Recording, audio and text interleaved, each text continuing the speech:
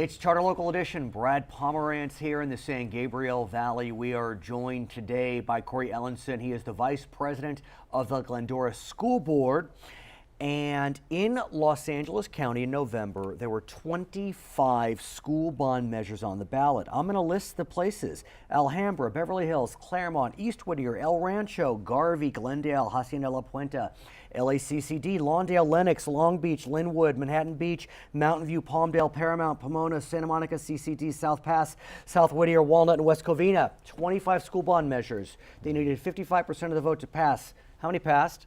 All of them passed. 25%. 25 passed All out of of, them. yeah. That's They needed right. 55%, 25 out of 25. That's stunning. Yeah, it was a great voter turnout for a tax bond measure, especially for a school district. What do you make of the fact that voters in LA County, in all corners, all demographics, all economic strata, said by overwhelming margins? I mean, some of these passed with huge numbers: 76%, 80%, 83%. These were not close. No, I think it's especially powerful when you consider the fact that on that ballot there were several other tax measures as well. Let's talk about that. And that's difficult. In Los Angeles County, Measure M was on the ballot, increasing the sales tax. There was Proposition 51, another school bond measure statewide. Prop 55 was extending the Prop 30 on the taxes on the wealthiest. I mean, cigarette tax, it just goes on and on. Parks tax, goes on and on. Yeah, I think you hit most of them. So to have that many tax measures on a ballot and still get that much voter approval says a lot, especially for the school bonds. And I think it's because the mentality of voters is that we don't want to be taxed. We have high tax rates here in California, but if we're going to pay a little bit extra, we want it to go to our local schools. And that idea of keeping the money local, we found has been the biggest motivator behind getting folks to support something. I agree with you. Yeah. I absolutely agree with you. But I still am stunned and stumped that we have all these local school bond measures passing. We have a state school bond measure passing. We have Prop 55 extending taxes on the wealthiest. Well, I could see that, it's on the wealthiest. Yeah. But Measure M, Yeah. which is increasing the sales tax for transportation, and in the city of Los Angeles, HHH, which was a bond for homeless services. I mean, it just goes on and on. Yeah, there's taxes everywhere, but again, I think people understand the needs of their local schools. They visit them every day. When their kids go through them, they see the condition of them. It's personal and tangible, and they want that. And also they know that Sacramento passes these school bonds like Prop 51. But in order for us local school districts to get the money, we have to put up our own, and it's a matching program. So let's talk about that, because on this list of 25, I heard Garvey and Glendale. I didn't hear Glendora. No, we didn't go out for one, and that was a difficult decision for us. We considered it, but Glendora Unified has always been known to be a very deliberate, very conservative. The way that we handle our school district business has always been very, very thoughtful and well thought out. And so we considered it, but our district just wasn't at the place yet where we were ready to do it. We were still in the stage where we were compiling the projects list. We wanted to go out to our community and kind of share with them some of the ideas and the needs that we had before we move forward. Now at risk because we have this $9 billion bond that passed statewide, $7 billion for K-12. I don't know when the state starts to go out and ask districts for applications, but given that you haven't passed one, are you at risk? No, we talked about that. That was a major consideration, and we should still be fine. That was one of the things that we wanted to consider, is that we knew the people of Glendora would want to know, did that state bond pass? So now we can say, yes, it did pass. There is money on the table for us to have. In order for us to get that, though, we need to pass our own. Not a contingency anymore. It's not a question. It's there. But that state bond passed. You may not know this. I definitely don't know this. When does the state start sending out RFPs, is it, or applications? Because let's just say, for argument's sake, you decide to put a bond on your ballot in 2018. Is it too late based upon the passage of 51 in 2016?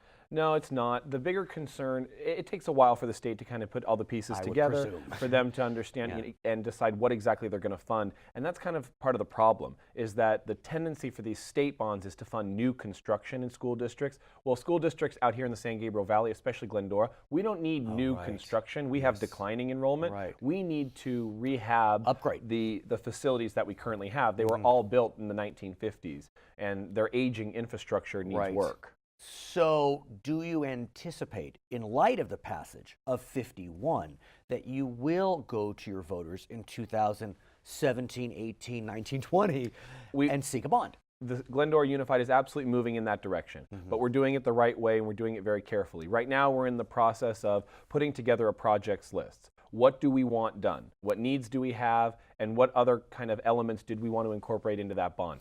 I know our community desperately wants more career technical education. So I'm going to be fighting in that projects list to have some classrooms, like maybe a welding lab or an auto technology lab or maybe a pharmacy lab, something like that that really is going to excite voters, because I know, having run for school board, that that's what the people want. And if you build those facilities, the support for your bond will be even higher. And when that bond goes on the ballot, actually is impacted by a state law. It's known as SB 415. Tell us about SB 415 and how that is impacting school board elections, city council elections, and whether you consolidate. Yeah, it's elections. a big change for all of us in local government, because currently local cities and local schools can have their elections whatever date that they want. And most cities and schools have them in the off years, the odd years. They'll have them in March or in November. Most school districts like ours are in November of the odd year. And let's talk about that, because there are pluses and minuses to that. Absolutely. The plus being all the attention is paid to that local election. It's the only thing on the ballot.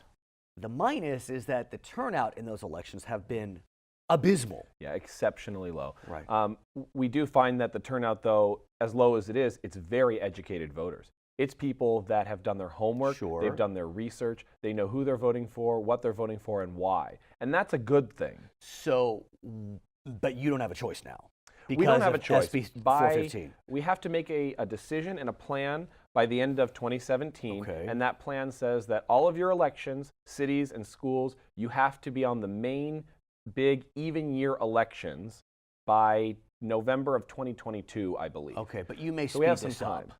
Well, we believe it's best to move forward quickly. LA County is going to be inundated with cities and school districts that need to be put on the primary and general elections in the even years. So they're going to have to distribute those and make sure that the transition happens in a way that makes sense. We both live in LA County, and I wish I brought it, the booklet from the November 2016 election. I mean, it was like over 200 pages with lots of state initiatives, local initiatives.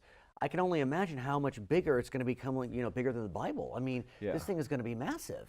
It's a massive undertaking for the LA County Registrar's Office to undertake, But what and that's why they have that period of time for that transition. But what about for we, the voters? I mean, we're going to have to go through pages and pages and pages of elections, and as it is, election lines. I mean, not so much in California, but it's not easy to finish through that ballot. It's not easy. And how are you going to get?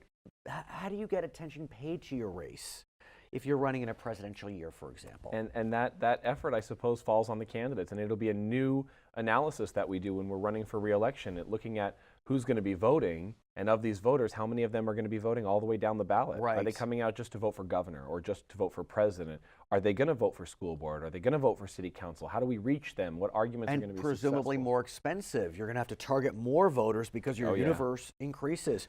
His name is Cory Ellenson. He is the vice president of the Glendora School Board here in the beautiful San Gabriel Valley, where we are today. My name is Brad Pomerance. You're watching Charter Local Edition.